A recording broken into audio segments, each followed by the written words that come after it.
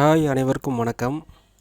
இந்த வீடியோவில் Telegram game hamster compact இந்த கேமில் எப்படி மணி ஏர்ன் பண்ணலாம், இதில் வரக்கூடிய மணி கண்டிப்பாக நம்ம பேங்க் அக்கௌண்ட்டில் வித்ட்ரா பண்ணலாமா அப்படின்னு தெளிவாக பார்க்கலாம்.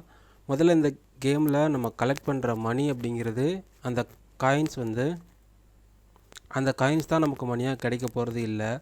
அந்த காயின்ஸை நம்ம டேப் பண்ணி கலெக்ட் பண்ணுறதுக்கான காரணம் அந்த காயின்ஸை வச்சு மைனிங் பண்ணிக்கலாம்.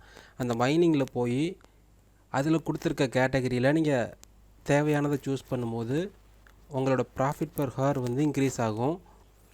ஸோ நம்ம முழுக்க கான்சென்ட்ரேட் பண்ண வேண்டியது அந்த ப்ராஃபிட் பர் ஹார்ஸில் மட்டும்தான். நீங்கள் டேப் பண்ணுற மூலமாக கிடைக்கிற காயின்ஸ் கவுண்ட் எல்லாமே நீங்கள் மைனிங்காக செலவு பண்ணுறதுக்காக மட்டும்தான். ஸோ நீங்கள் மைனிங்கில் நல்ல கேட்டகரி ஸ்பெஷலாக டெய்லி ஒவ்வொன்றா விட்டுட்டே இருப்பாங்க. ஸோ அதில் உங்களுக்கு பெஸ்ட்டானதை சூஸ் பண்ணி நீங்கள் உங்களோட ப்ராஃபிட் பர் ஹார்ஸை இன்க்ரீஸ் பண்ணிக்கிட்டே இருக்கணும். டோக்கன் ரிலீஸ் டைமில் உங்களோட ப்ராஃபிட் பர் ஹார் அப்படிங்கிறத எவ்வளோ இருக்கோ அந்த வேல்யூவை பேஸ் பண்ணி தான் உங்களுக்கு ஏர் ட்ராப் பண்ணுவாங்க. ஏர் ட்ராப் அப்படிங்கிறது இது வரைக்கும் எத்தனை யூசர்ஸ் காயின் கெயின் பண்ணிகிட்ருக்காங்களோ அவங்களுக்கு எல்லாமே அந்த காயினை அவங்களோட வேலெட்டுக்கு டெபாசிட் பண்ணுவாங்க. ஸோ நீங்கள் முடிஞ்ச வரைக்கும் உங்களோட ப்ராஃபிட் பர் ஹார்ஸை இன்க்ரீஸ் பண்ணிக்கிட்டே இருங்க. அது மட்டும்தான் உங்களுக்கு காயின்ஸாக அவங்க கொடுக்க போகிறாங்க. ஸோ நீங்கள் சும்மா டேப் பண்ணுறதுனால கிடைக்கிற காயின்ஸ் வெறும் மைனிங் பர்பஸ்க்காக மட்டும்தான். ஸோ அதே நேரத்தில் டான் அப்படிங்கிற பிளாக் செயினில் தான் இந்த காயினை நமக்கு ஏர் ட்ராப்பாக கொடுப்பாங்க. ஸோ அதனால் நீங்கள் உங்களோட டான் வாலெட்டை கண்டிப்பாக இதில் கனெக்ட் பண்ணிக்கணும். எப்போ வேணாலும் உங்கள் காயினை ரிலீஸ் பண்ணலாம். கிரிப்டோ மார்க்கெட் இப்போ அல்ட் காயின்ஸ்க்கு எல்லாத்துக்குமே ரொம்ப டவுன் ஆகிட்டுருக்கு. ஸோ கரெக்டான டைம் பார்த்து தான் அவங்க ரிலீஸ் பண்ணுவாங்க. ஸோ ரிலீஸ் பண்ணும்போது மார்க்கெட் கேப்புங்கிறத அவங்க எப்படி வேணாலும் சூஸ் பண்ணலாம். டோட்டல் சப்ளை சூஸ் பண்ணி அதுக்கப்புறம் தான் காயின் எல்லாத்தையுமே ரிலீஸ் பண்ணுவாங்க. சப்போஸ் 1 பில்லியனுக்கு கீழே இருந்துச்சுன்னா கண்டிப்பாக ப்ராஃபிட் பெர் ஹார்ஸை அப்படி கொடுக்கறதுக்கும் வாய்ப்பு இருக்குது. அப்படி இல்லைன்னா 10,000 ஹாம்ஸ்டர் காயினுக்கு ஒரு ஹாம்ஸ்டர் காயின் அப்படிங்கிற ஒரு ரேஷியோவில் 10:1 அப்படி இல்லைனா 100:1 அந்த ரேஷியோவில் கொடுப்பாங்க.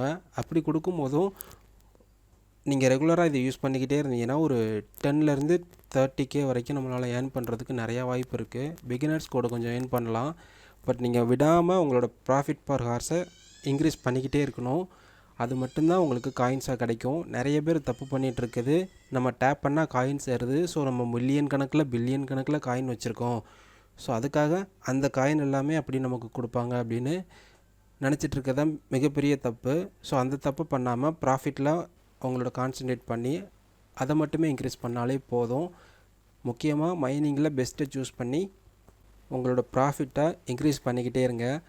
ஸோ அதே நேரத்தில் ரொம்ப முக்கியமான இன்னொரு விஷயம் இருக்குது. ஒன்ஸ் அவங்க ஹாம்ஸ்டர் காயினை ரிலீஸ் பண்ணுற டைமில் டான் அப்படிங்கிற பிளாக் செயினுக்கு கீழே தான் நம்மளோட ஹாம்ஸ்டர் காயின் வரும். ஸோ அப்படி இருக்கும்போது அந்த காயினை நமக்கு ஏர் ட்ராப் பண்ணிட்டாங்க, ஓகே, அதை எப்படி வித்ட்ரா பண்ணுறது அப்படின்னு நமக்கு நிறைய டவுட் இருக்கும். அதுக்கு டான் அப்படிங்கிற காயின் நம்ம ஒன்று வாங்கியே வச்சுருக்கணும். ஏன்னா அதை விற்கிறதுக்கு கண்டிப்பாக டான் காயினும் நமக்கு தேவைப்படும். ஒரு டான் காயினோட விலை இப்போதைக்கு $7 போயிட்டுருக்கு. ஸோ நீங்கள் கேஸ் ஃபீஸ் அப்படிங்கிறது ரொம்ப முக்கியம் நம்மளோட காயினை விற்கிறதுக்கு. ஸோ நீங்கள் அட்லீஸ்ட் ஒரு $2 or $3 இன்வெஸ்ட் பண்ணி டான் காயினை பர்ச்சேஸ் பண்ணி வச்சுக்கணும். அப்போ மட்டும்தான் உங்களால் உடனே ஏர் ட்ராப் கிடச்ச அடுத்த செகண்ட் ஹாம்ஸ்டர் காயினை செல் பண்ண முடியும். அப்படி இல்லைன்னா கண்டினியூஸாக எல்லோரும் செல் பண்ணுவாங்க. அந்த டைமில் அந்த ப்ரெஷரில் காயினோட வேல்யூ குறைஞ்சிக்கிட்டே போகும். ஸோ ஒன்ஸ் அவங்களோட மார்க்கெட்டிங் ஸ்டார்ட் ஆனதுக்கப்புறம் காயினோட வேல்யூ பயங்கரமாக மேலே போகும். ஸோ எல்லோரும் செல் பண்ணுறாங்க, என்னால் செல் பண்ண முடியல, வேல்யூ ரொம்ப டவுன் ஆகுது அப்படின்னு நினைக்க வேணாம். நீங்கள் அந்த காயினை அப்படியே ஹோல்டு பண்ணிங்கன்னா ஒன்ஸ் எல்லோரும் செல் பண்ணதுக்கப்புறம் ஃப்ரெஷ் பையர்ஸ் எல்லாமே அந்த காயினை வாங்கும் போது அந்த காயினோட வேல்யூ மறுபடியும் அப் ஆகும்.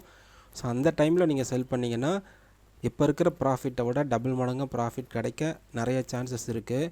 ஸோ மார்க்கெட்டை யாராலையுமே ப்ரெடிக்ட் பண்ண முடியாது. ஸோ முடிஞ்ச அளவுக்கு உங்களோட ப்ராஃபிட் பர் ஹாரை இன்க்ரீஸ் பண்ணிக்கிட்டே இருங்க. ஸோ மோஸ்ட்லி உங்கள் காயினை அப்படியே அந்த ப்ராஃபிட் பர் ஹாரில் 4 மில்லியன் வச்சுருக்கீங்கன்னா அந்த 4 மில்லியனுமே உங்களுக்கு ஏர் ட்ராப் பண்ணுறதுக்கு நிறையா சான்ஸ் இருக்குது.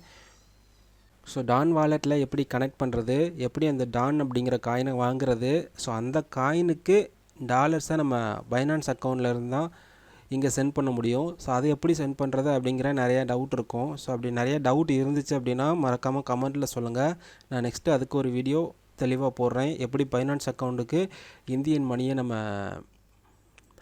டெபாசிட் பண்ணி அங்கேருந்து டான் வாலெட்டுக்கு அனுப்பி டான் காயினை வாங்கி ரெடியாக இருக்கிறது இந்த ஏர்ட்ராப்புக்காக. ஸோ ஒன்ஸ் ஏர்ட்ராப் வந்த உடனே காயின் அட் அ டைமில் செல் பண்ணலாம். ஸோ அதுக்கு ப்ரிப்பேர்டாக இருக்கணும் அப்படின்னா என்னெல்லாம் பண்ணணும் அப்படின்னு நெக்ஸ்ட் வீடியோவில் நான் தெளிவாக சொல்கிறேன். ஸோ வீடியோ வேணும்னா கமெண்டில் சொல்லுங்கள். வேறு என்ன டவுட் இருக்குது அப்படிங்கிறதையும் நீங்கள் சொல்லுங்கள். இந்த வீடியோவில் எதுவும் மிஸ்டேக் இருந்தாலும் கமெண்டில் தெரியப்படுத்துங்க, நானும் தெரிஞ்சுக்கிறேன். ஏன்னா இதில் இருக்க தப்பு சரி எல்லாத்தையும் தெரிஞ்சுக்கிட்டால் மட்டும்தான் நம்ம கரெக்டாக பண்ண முடியும். ஸோ இந்த வீடியோ பிடிச்சிருந்தால் மறக்காமல் ஒரு லைக் மட்டும் கொடுங்க போதும். ரொம்ப நன்றி.